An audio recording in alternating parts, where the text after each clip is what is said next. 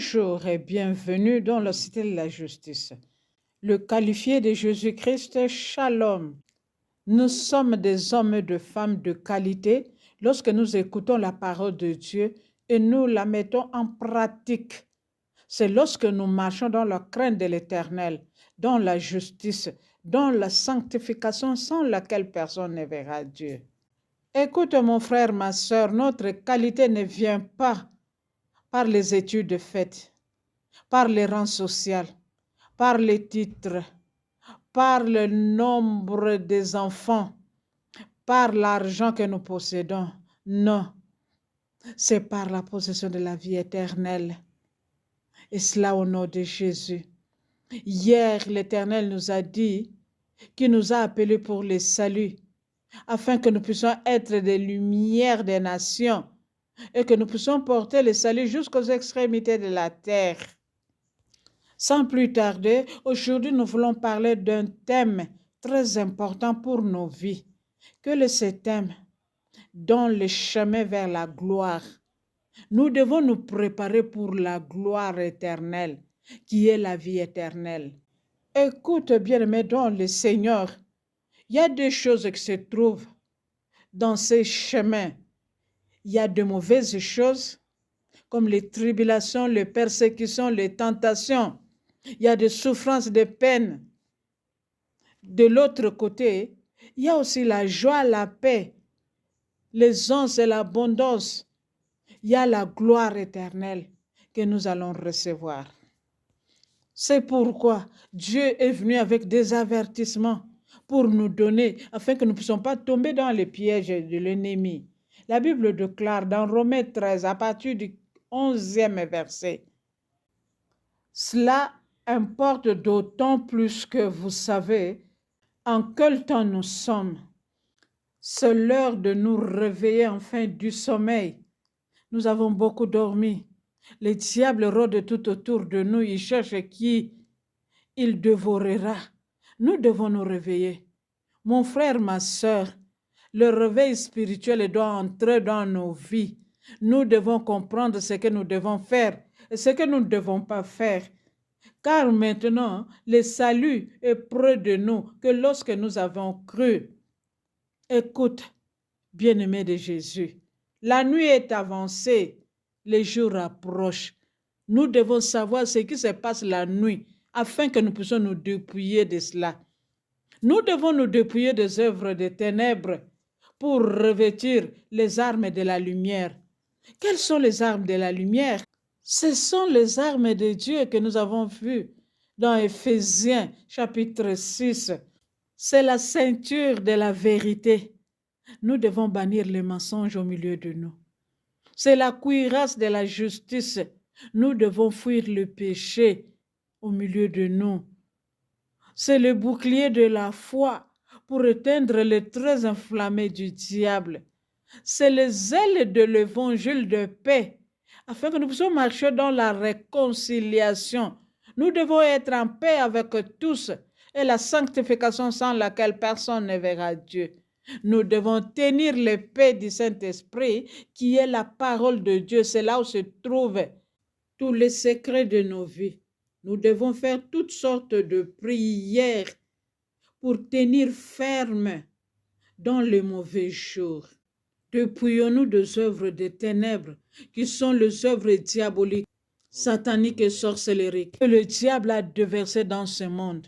Ses ruses, ses techniques, ses tactiques pour nous piéger, pour nous attraper dans ses filets, afin que nous puissions le suivre dans le feu ardent.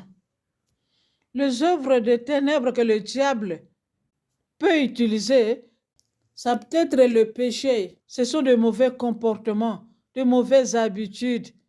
Il peut utiliser la sorcellerie, la magie, l'occultisme, afin que nous puissions nous entretiller nous-mêmes. Nous devons faire attention. Nous devons nous dépouiller de ces œuvres.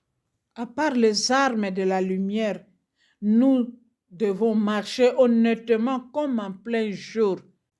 Pas d'hypocrisie entre mari et femme, entre enfants et parents, entre serviteurs et fidèles. Nous devons marcher dans l'honnêteté, dans la droiture, dans la crainte de l'Éternel pour aboutir au salut. Enfants de Dieu, la nuit est avancée, le jour s'approche.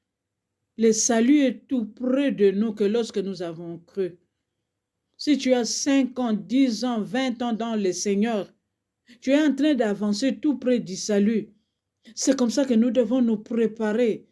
Car la Bible déclare dans Romains 14, verset 17, le royaume de Dieu, ce n'est pas le manger ni le boire, mais c'est la justice, la paix et la joie par le Saint-Esprit.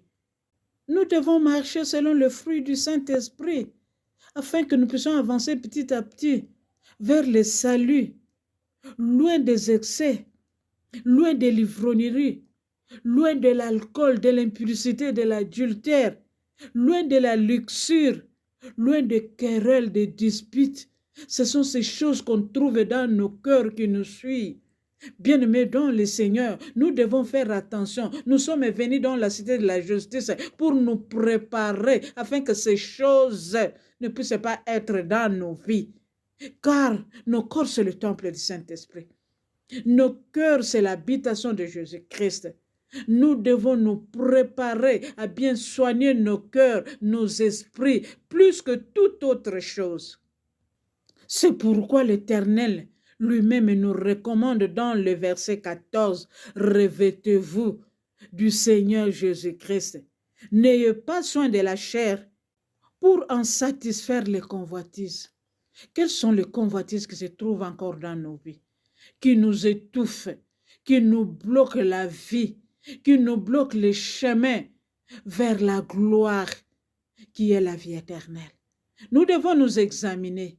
La nature doit nous enseigner, bien-aimés dans le Seigneur, parce que nous avons vu le grand de ce monde quitter la terre sans rien apporter. Nous avons vu le grand homme de Dieu quitter cette terre sans rien amener. Nous aussi, nous allons tout quitter un jour. Nous allons tout abandonner. Et c'est pourquoi la Bible déclare, tout est vanité. Tout ce qui se passe sous le soleil, sous la lune, c'est vanité. Car le roi, le prince, les reines, le président de la République, le grand magicien, le grand féticheur qui avait beaucoup de choses, beaucoup de biens, beaucoup de richesses, ils ont tout abandonné. Le jour de la mort, ils étaient enterrés dans une petite maison de 2 sur 1. C'est pourquoi prenons beaucoup de temps à soigner nos esprits, à soigner nos cœurs. Car Dieu ne va pas regarder aux apparences trompeuses. Écoute mon frère, ma soeur, le paradis est réel, l'enfer aussi est réel. C'est maintenant qu'il faut faire le choix, dans les préparations que nous sommes en train de faire chaque jour sur cette terre. Dieu lui-même nous a avertis dans 2 Timothée 3 à partir du 1er verset que dans les derniers jours où nous sommes maintenant, il y aura des temps difficiles. Nous devons nous préparer car il y aura des tribulations, il y aura des persécutions, il y aura des tentations. Le Saint-Esprit est là pour créer un chemin qui est Jésus-Christ, afin que nous puissions marcher dans la vérité pour aboutir à la vie éternelle. Mon frère, ma soeur, Matthieu 6, verset 33, la Bible nous a donné une formule divine. Nous devons chercher d'abord le royaume de Dieu et sa justice. Et toutes choses nous seront données par-dessus. Nous faisons le contraire. Nous voulons recevoir d'abord les choses de ce monde afin que nous puissions attendre le salut. Ce n'est pas ça, mon frère, ma soeur.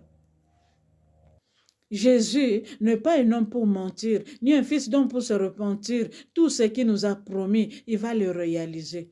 À condition, c'est de suivre les instructions qu'il nous a données. Les temps sont déjà difficiles dans ces derniers jour. Les gens sont devenus égoïstes, amis de l'argent, des hautains, des orgueilleux, des blasphémateurs. Ce sont là des signes des derniers temps que nous sommes en train de vivre aujourd'hui. Les enfants sont devenus rebelles à leurs parents, ingrats. Il y a beaucoup d'irréligieux même dans nos églises. Les gens sont devenus insensibles, calomniateurs, intempérants, des cruels, des assassins, les ennemis des gens de bien, pour les achever. Dans chaque ville, il y en a. Ils ont seulement changé de nom. Parfois, on les appelle des Koulouna, des Toti, des bandits à main armée. Nous les voyons partout. Même dans nos pays, il y a beaucoup de traîtres, il y a beaucoup de rebelles. Même dans nos églises, il y a beaucoup de gens qui ont l'apparence de la piété, mais ils ne le sont pas. La Bible déclare, éloignez-vous de ces hommes-là. Ce n'est pas moi. Faisons attention. Nous sommes au dernier temps. Le salut est plus près de nous que lorsque nous avons cru. Aujourd'hui, il y a beaucoup de gens qui sont dans l'impudicité, dans l'adultère, dans la sodomie. Les gens n'arrivent plus à la vérité. Il y a beaucoup de corruption, il y a beaucoup de cupidité, même dans nos institutions, même dans nos pays. Nous devons faire attention. Il y a beaucoup de voleurs. Église et corps de Christ, réveille-toi pour intercéder. Qu'est-ce que la Bible nous recommande dans le verset 10? Toi, tu as suivi de près mon enseignement, ma conduite, ma foi, ma douceur, mon amour, ma constance, mes souffrances, et le Seigneur m'a délivré de toutes. Il y aura des persécutions, il y aura des tribulations.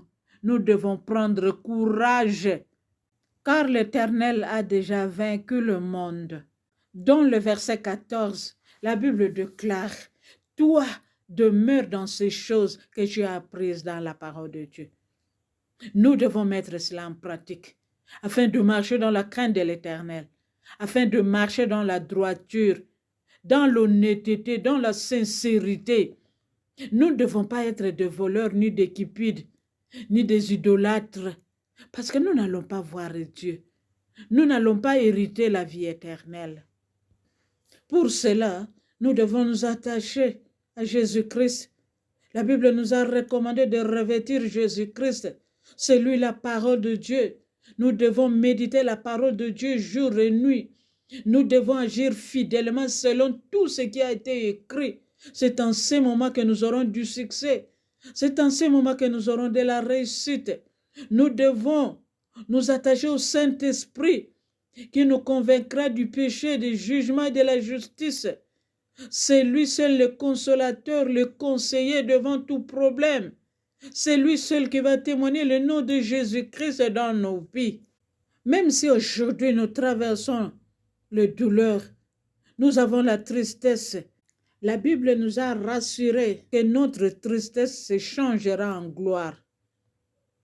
Nous allons vivre dans la joie éternelle, dans la nouvelle Jérusalem. C'est comme la femme qui veut enfanter, elle éprouve de douleur, elle éprouve la tristesse. Mais lorsqu'elle va enfanter, elle ne va plus se souvenir de ses souffrances. Demain, toi et moi, nous n'allons plus nous souvenir de ces souffrances. Ça sera comme des eaux écoulées. Si du moins nous suivons scrupuleusement les instructions et les directives de Dieu, afin que nous puissions aboutir à la vie éternelle. En résumé, dans Hébreux 10, verset 35, n'abandonnons pas l'assurance à laquelle est attachée une grande rémunération. Je sais que tu es en train de traverser de peines, de douleurs. Tu es menacé de divorce. Tu es à l'hôpital. Tu n'as pas à manger. Tu as des tribulations et des persécutions. N'abandonne pas l'assurance qui est Jésus-Christ, à laquelle est attachée une grande rémunération. Nous avons besoin seulement de la persévérance, afin que celui qui devrait venir, qu'il ne tarde pas. Car nous les justes, nous vivrons par la foi. Nous ne sommes pas de ceux qui vont abandonner pour se retirer, mais nous sommes là pour sauver nos âmes au travers de Jésus-Christ qui est le sauveur du monde. Mon frère, ma soeur, élève ta voix pour adorer Dieu, pour glorifier Dieu, pour sa parole puissante. Premièrement, si tu n'as pas encore accepté Jésus-Christ, je voudrais que tu puisses l'accepter comme ton Seigneur, comme ton sauveur personnel. Deuxièmement, si tu as péché, je voudrais que tu puisses te repentir, tu puisses renoncer à ces choses que le diable a introduites dans nos vies pour nous détruire, pour nous égorger, pour nous dérober. Troisièmement, nous allons tous plaider le sang de Jésus pour nous laver, nous purifier, nous sanctifier, afin que le Saint-Esprit puisse rester dans nos cœurs, pour connecter avec nos esprits. Car nos cœurs, c'est le point de contact avec le Saint-Esprit. C'est là où nous communions avec Jésus-Christ, avec Dieu le Père, afin de nous soutenir dans le chemin de la gloire. Au nom puissant merveilleux de Jésus-Christ. Amen. Partage cette parole à 10, 20 personnes afin que nous soyons nombreux pour recevoir la vie éternelle. Shalom, shalom, shalom. Merci Seigneur Jésus-Christ.